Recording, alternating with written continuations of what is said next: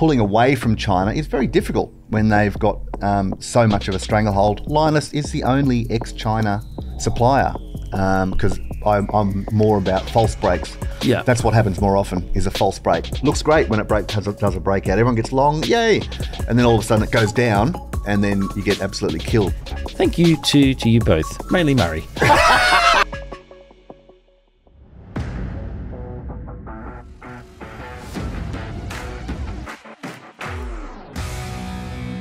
Hello and welcome to this week's Closing Bell. We have a really big episode for you this week. Of course, I'm joining the star of the show, Murray Dawes. I'm Callum Newman. We're both from Fat Tail Investment Research, and we've got a couple of very big things to talk about. One is we're going to check in on the S&P 500, which Muzz does every week. Trump and Elon falling out with each other, big story there. Yeah. But probably the biggest of the week is silver. So Murray is going to chart silver. We're going to look at a couple of stocks there and a few other ideas that we've got working for us at the moment. So we have a lot to get through. Murray, how you going, buddy? I'm great, mate. How you doing? I'm very, very well. Excellent. So let's talk first, Elon and Trump. So this is the bromance that drove the whole election. There was going to be the whole Department of Government Efficiency. They were going to slash the spending, all that type of thing.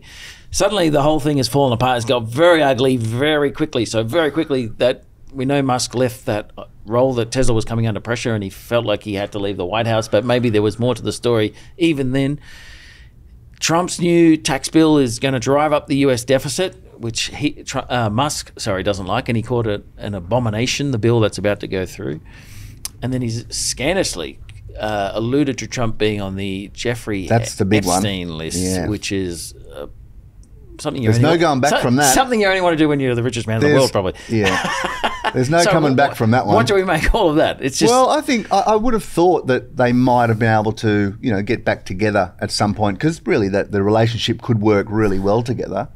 But he's gone nuclear straight away, It's gone nuclear right? Yeah. really badly. So now the richest man in the world's got an enemy of the most powerful man in the world, which is probably not a great outcome. Which were 3 weeks ago on the same side. Yeah. Because I remember when Trump was like strutting around in front of the Tesla, it was only a month ago or something promote Tesla. I know. So I think Elon may regret the Epstein comment at some point, because that really is just ripping off the scab, and there's no coming back from that. Well, I don't think. Just a little bit more on Elon. I don't want to be rude about him, but apparently he's on various substances all the time, according to a news article that I read. Oh, well, who knows? I wouldn't know about that. Wouldn't know about that. But he's certainly part of his work ethic. They're both pretty impulsive characters, so I think we're seeing a bit of an explosion on that front. So it doesn't matter for the market, I guess. It doesn't worry me unless you're long Tesla. Tesla, which got got fair absolutely whack. smashed. But I actually have a little buy signal on that where it is right now, so maybe it's actually going to bounce. Wow, hello! You didn't allude to that before the show. There you go. Anyway, let's check you in, because last week you said that you thought the US markets would go down. Let's check in on the chart on the S&P 500 quickly before we get to silver, because that's this just very quickly, because we did have a strong week, and it's like we're getting absolutely taken to the edge. Like the ASX is looking pretty good. I sent out a little note in my chart of the day saying that the small ordinaries actually looks pretty strong. It's broken out to a new high in the move. So we know that the small companies have really underperformed. So they're still down 10% from the highs that they reached a few years ago. So all that small area has been really on the nose for a long time. So that actually all looks pretty good. Mm-hmm.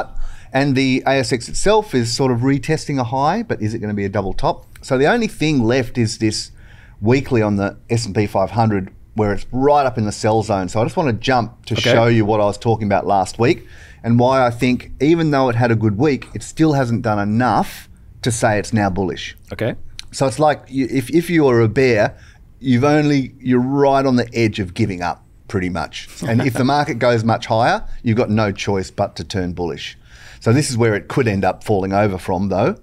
So all I'm going to do, it's going to be 1 second. We've got the big sell-off, okay? We've got that smashing from Trump, and it's such a huge volatility. That's actually a really big move to the downside that I'm always wary after the big short squeeze, as we know, up in that sell zone area. And all I'm saying is that even though we've had a strong week, the high of this week, right? So we've got the highs through here, you can see, right? This week's high was a little bit higher, okay, but still the selling pressure is coming in, isn't it? So it hasn't actually done enough to say that stocks are now going to just go bang up through the all-time high. So there's your all-time high. We're really up there. We're at the point where most people who are short have given up. People are now getting bullish. This is sort of that perfect moment to catch everyone with their pants down. And for it to... It's a funny way of putting it with the Epstein, I think. Yes, well, maybe it's on my mind.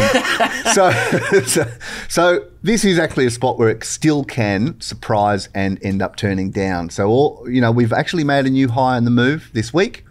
So now we've got to set up where next week, if it ends up having a close next week below the low of this week, that's where I'm saying if it did something like that, a bad week, back below the 10-week moving average, back below the 20-week moving average, all of a sudden, this is going to look like a very different market because we've had the big sell-off, the big recovery into the sell zone, and then if we get the sell signal, that's when I will switch. But we haven't got it yet. And this is why you've got to wait until the momentum actually does turn down before you get bearish. So I'm waiting. It's not there yet, but let's see what happens. Well, I tend to think you're right, and that we're going to stall out here as far as US stocks go. There's Michael Howe, who Greg here, our editorial director, sends around his stuff every week, and he sort of sees the recent rally as risk appetite sort of coming on, but it's not really backed by a lot of fundamentals as such. So anyway, we'll see what happens there. But having said that, I did want to bring attention to a couple of trades. So that's sort of the big index trade kind of going on, but always underneath there's always stuff moving around. So back in April, I was going to say last month, we're in June now. Back in April, you alluded to a trade here on the closing bell, but you didn't tell us. You teased us, as you often did. And I thought I'd bring it up because it was Linus. Yes. So you're going to share the chart with us to show what's going on here. So going back to Trump, one of the thematics that we've got going on is his wrestle with China. So he came out this week and said that President Xi is much tougher than he didn't say like than he thought, but he said he's just a tough guy to negotiate with. And part of that is China cutting off the rare earth supply. And that's very important for the Western car makers and all sorts of industry. And Linus is obviously a rare earth play. Now, you got your guys onto this in Retirement Traders, so tell us what's happened since. Yes, well, it is one of those ones that we've been watching. We've traded it before. We caught a big move in it years ago, and I've been out for the last few years and just waiting. And the whole rare earth market is still on its knees and not looking any good. But it is just one of those geopolitical areas which is so important. Rare earths being strategic, yeah. So strategic, so important for defence, for et cetera, for EVs, for future-facing metals, blah, blah, blah. So we know that it's really important, but the creating a new supply chain for America is going to take years and years and years because China's taken a stranglehold on it. We know that the processing of it is very difficult, very environmentally damaging, and you need lots of know-how to be able to do it. So the pulling away from China is very difficult when they've got so much of a stranglehold. Linus is the only ex-China supplier of some of these, and they've got deals with the US to get set up things there, which are still going through regulatory issues. But everything's sort of flowing towards Linus being well supported, and if there's a tier pricing where you've got Western pricing for rare earths versus China pricing, if it really does separate, I mean, Linus is in the box seat. Just let me jump in quickly. Linus is outside my sector. I do the small caps kind of thing. I think they came out with their quarterly or one of their updates a couple of weeks ago, and as you say, alluding the pricing of rare earths was still a little bit down, right? So it was kind of underwhelming. But look what the stocks you're going to show us, but look what it's done since. So that's that strategic nature coming through, right? Because it had a big day on during the week. Exactly. It just went up 12% yesterday. So just to give you a sense, I'll start with the monthly just to have a quick look at what it really looks like. And is it true to say you've had 2 bites of the cherry here with your system? Yeah. So when we bought it, we actually bought this at $2.15 back here. And again, people probably remember. I look for these. So that was a couple of years ago. That was in 2020. So we bought at $2.15 and rode it all the way up and ended up getting out above $8 on our final position. Took some profits on the way up, but we ended up getting out around here. which was a good time because then it's Was that sold off. 2022? So that was part of the sell down. 2022 to 2023, yeah. So we basically rode Linus beautifully all the way. And I've just been waiting for things to turn good.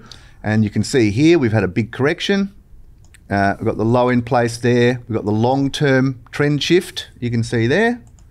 So if I just go in nice and close on what I was looking at here, you know, how these markets, how these prices turn around, if people have been watching for a while.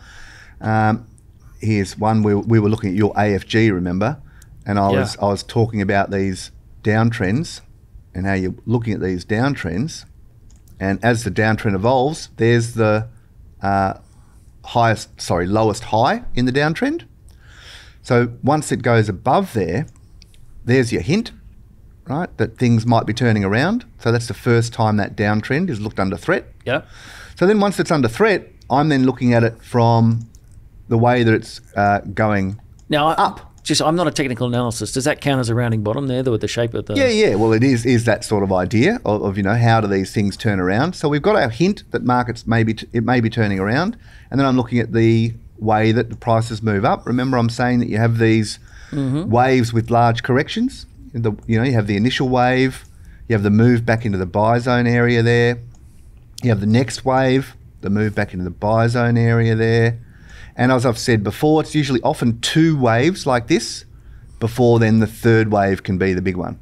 So you want to be getting on, like I've said before, you want to be getting on when it's turning back up, you know, when we've got things turning back up. And you can see here, there is a monthly buy pivot there, isn't there?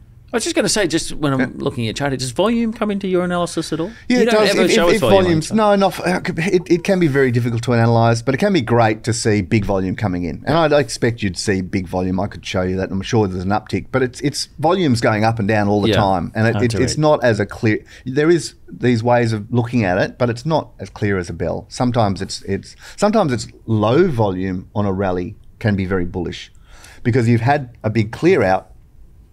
And then everyone's gone. Doesn't take much. And then if people want to buy it and there's no selling left and it just moves rapidly, it means the buyers are racing in to try to get it and there's no one there. So it can actually be volume dropping. That can be a sign, oh boy, this is now finished and now it's going to rally. So it kind of depends on the context. It can depend on the context. Yeah. So anyway, we had that move. I'm looking at these moves. Right, we've seen that, and then we've seen the monthly buy pivot take off through there. So we bought it initially at $8.36. And then I had another secret calculation, can't tell you about, would have to kill you, down at $7.30, and the price went down to $7.22 after that, so we bought it right at the low. So our average price was about $7.83, and we're up 17% in very short order. It's taken off like a rocket, and just purely from looking at these waves and the structures and how things turn around and looking for the hints and following it along. So you can see the long-term uptrend there. It's like, right, I want to get on this. And now it's away and looking really strong. Well, it ties in with another chart we'll just quickly show, because rare earths are very important to the US military, right? So that's like a long-term thematic. That's not going to go away. So Linus is in a strong position there. So EOS is another chart we'll just quickly show up. One you're on. Yeah, so this is from my small cap system. So this triggered momentum back in December. And then it sort of went sideways for a bit. And then just 2 weeks ago, it really started to move. And now it's really starting to hustle. So you've got the monthly chart there by the looks. Yep.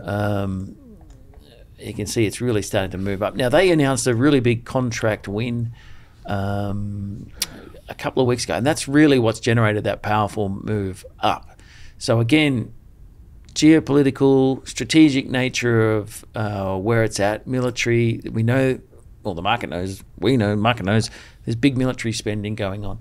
So even, as you say, with the S&P 500 looking over, there are these little thematics that you can look to ride. Which is kind of business as normal in the market, where you never really know what the big market, general market's going to do. It's going to do whatever it's going to do, but there's all the opportunities buzzing around. And if you can get on some of these ones, because I told my guy 2 weeks ago, I said, look, this is signaling on the algo, get on it basically.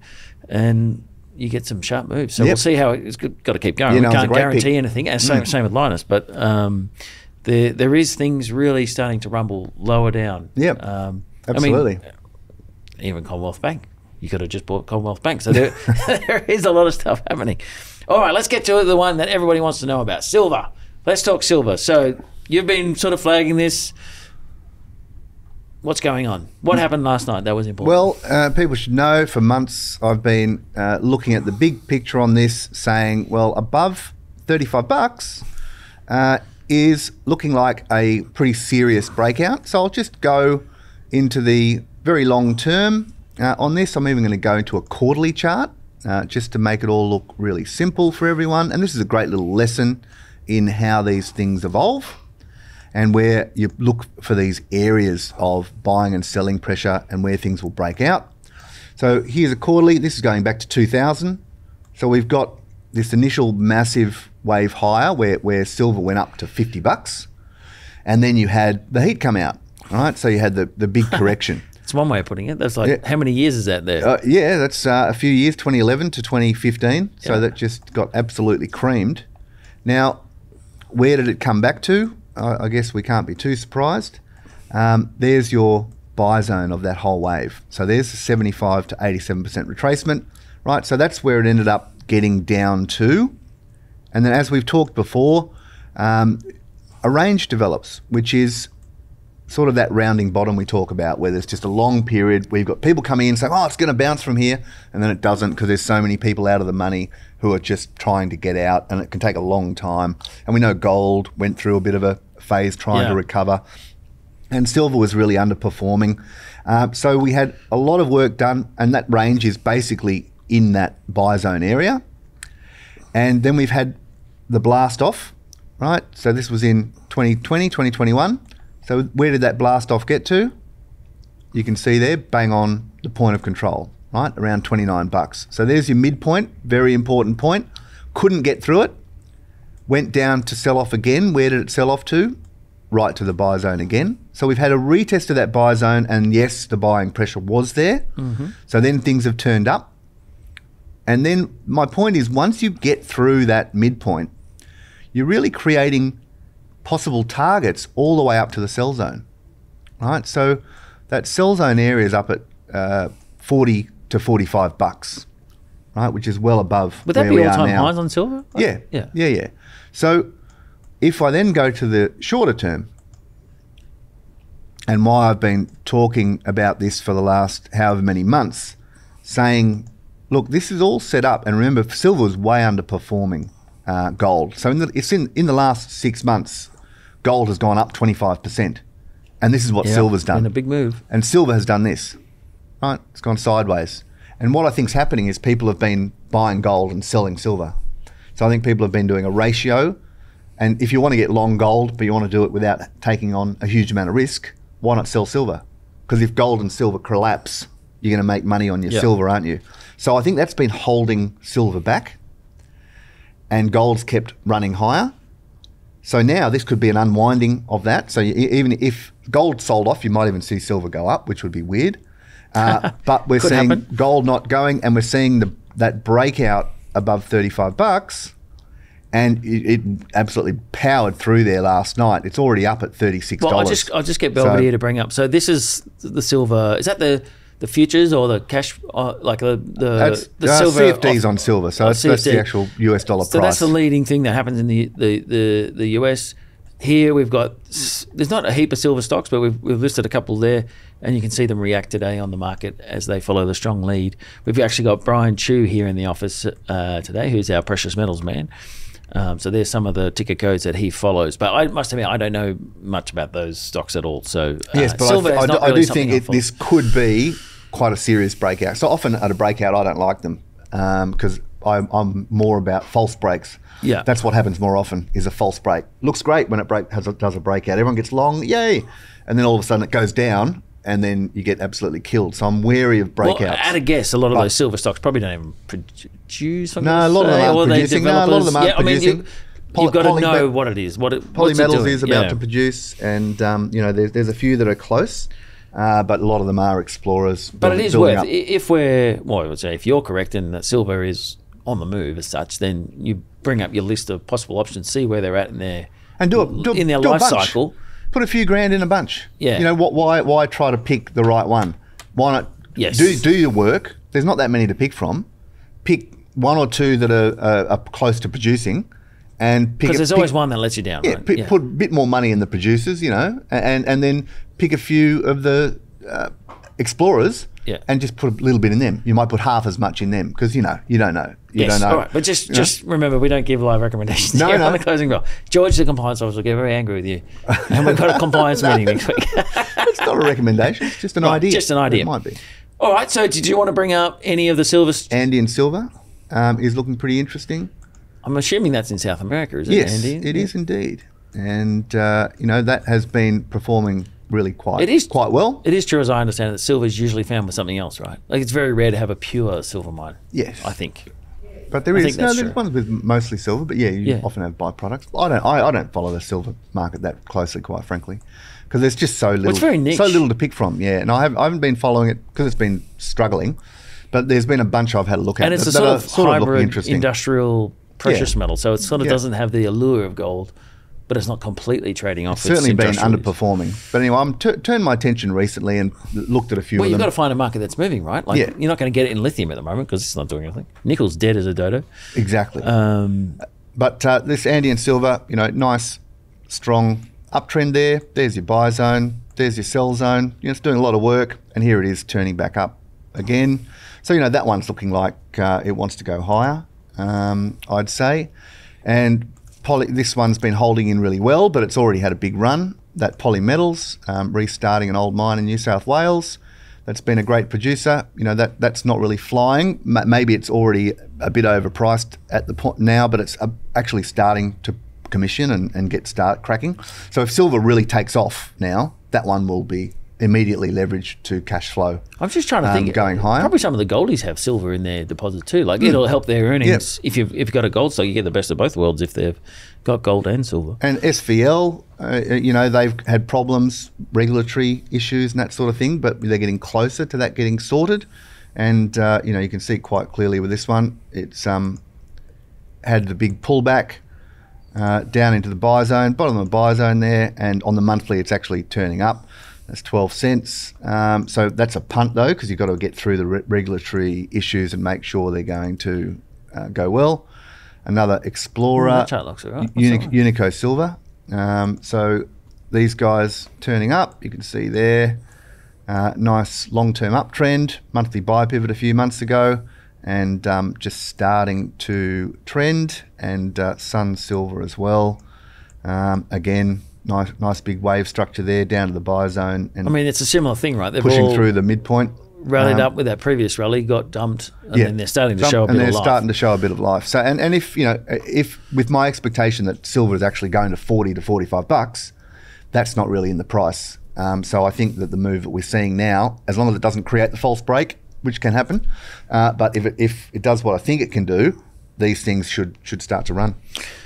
It's interesting. It'll be interesting to check the contracts on the silver because I know I follow the tin market and it's quite small, so it can have big moves up and down when you get those low liquidity commodities. All right, well, let's go to Belvedere's inbox. We just got a couple of things here. We had a few things about silver, but a few people wrote in to say about Muzz, some of the ideas that you've shared on the closing bell. And one gentleman says he mentions Spotify. I think RSG, is that resolution? Yeah, Regis below. Spotify gave them at $150. What is it now? now? Over 700. Oh my God. Nice call. SFR at $5 it says on here, and in brackets it says, I think he was raving about yearly buy pivots in that episode. So they're just the free trades I can remember off the top of my head.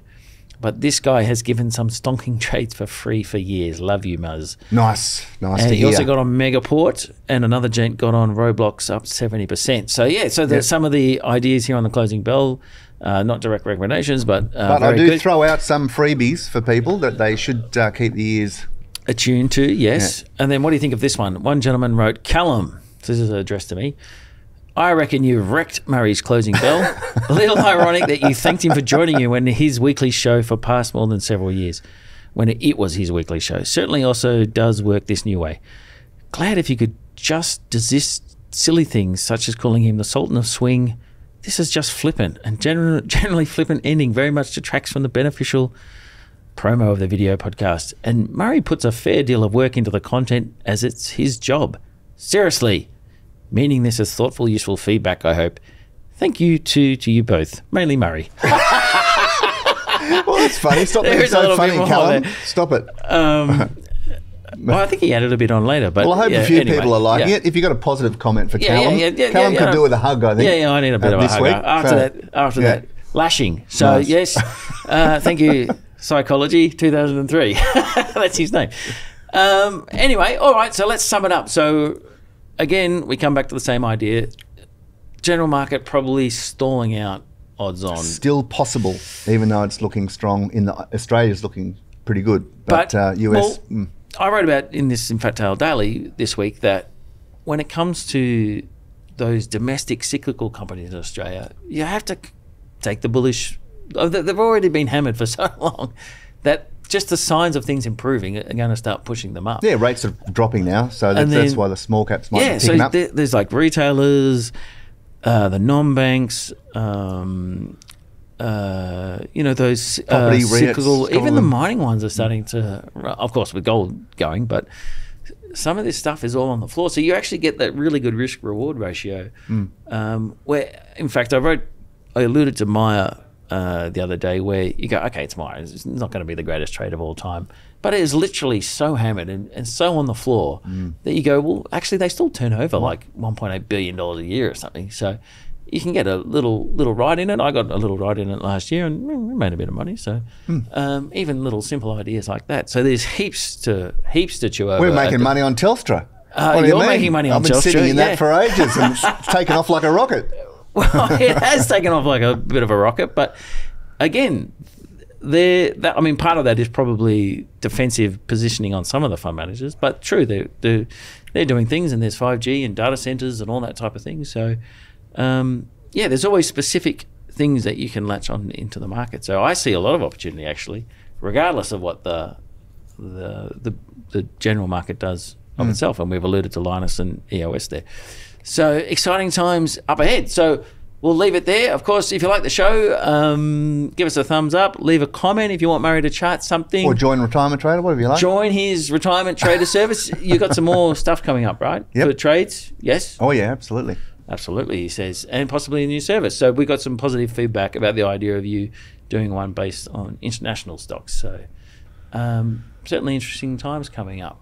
So that's the end of the show. We don't have a video for this week. Unless we put a bit of Woody. Oh, we will leave you. So we had a bit of interest in Woody's boxing match. So we'll show you a bit of footage of the great man with his gloves on and his six-pack ready to thump somebody in the head. That's what he does when he calls us into his office. All right, we'll see you next week. See ya.